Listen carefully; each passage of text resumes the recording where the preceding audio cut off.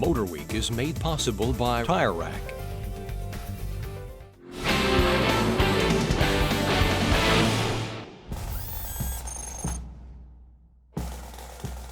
I know a few guys and gals who head to some of the most gorgeous places on earth and are stuck in meetings all day. No thanks. In fact, I don't think you could pay me enough to do that. But if you want me to drive your car line with the wind in my face on roads unknown to me for the peanuts that I feed myself with, well then you'd have yourself a deal. Grass, plaid, bagpipes, and castles. Okay, I'm sorry, that was terrible. We are in Scotland and we are driving British-made Bentleys. We could not be in a better car right now to tour the country. The Continental GT. It's available in coupe or convertible with 3 different engines, producing up to 626 horsepower. It takes some time, you know, getting acclimated with driving a right-hand drive car on the left side of the road. With some of them as slender as they are, we stuck out like sore thumbs, creeping through small towns as we made our way around the Highlands. We kicked off not far from Glasgow, and while nothing in between was boring, stopping in Glencoe where James Bond's Skyfall was shot was perhaps my favorite location. It's one of the only stops where visitors seem to pay more attention to the scenery than what we were driving.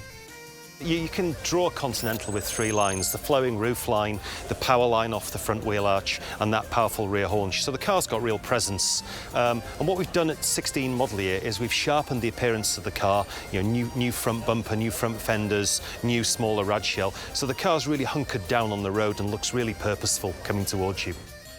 This is the first Bentley to enjoy large volume production. Buyers around the world enjoy the bespoke process that goes into each vehicle. Around 55,000 GTs have been produced since 2003. Each one, built mostly by hand, takes over 100 hours to produce.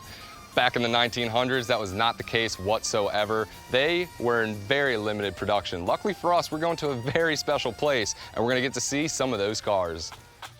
This is a big deal. The Concourse of Elegance, it's an invite-only affair. Ah, yes, we have arrived at the Holyrood Palace, and for some reason, they gave MotorWeek a pass. You've heard of big shows in the States like Amelia Island and Pebble Beach. Well, all these shows complement each other very well, but this time we're walking in the gardens of the Queen's official residence when she visits Scotland. To be ranked alongside Pebble Beach, which is the best of the lot, is a great accolade and just shows how this has rapidly grown into being one of the most influential concourses in the world in such a short time. This is only the UK's 4th international concourse, and it's already receiving quite a bit of attention. And it's for good reason, too. Some of the rarest cars in the world are here, and they're being driven to and from the show. Check out this R-Type, the supercar of its day.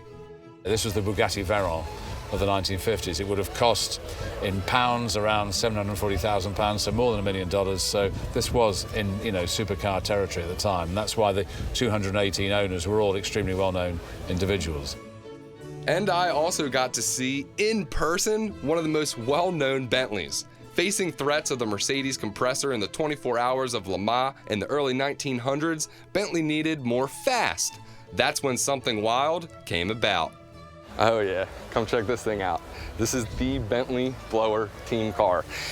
W.O. Bentley himself actually did not want this thing to be made. He did not like forced induction. If you've ever heard the phrase, there's no replacement for displacement, he's the one that crowned that. Why? Because he says that forced induction made the car unreliable. Well, he was right.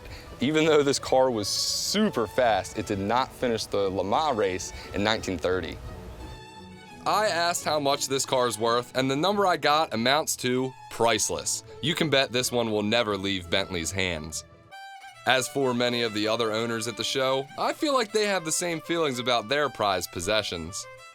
So, all this goes to show, even overseas, it's easy to feel at home when you're surrounded by people who would rather die by the sword than give up their machines.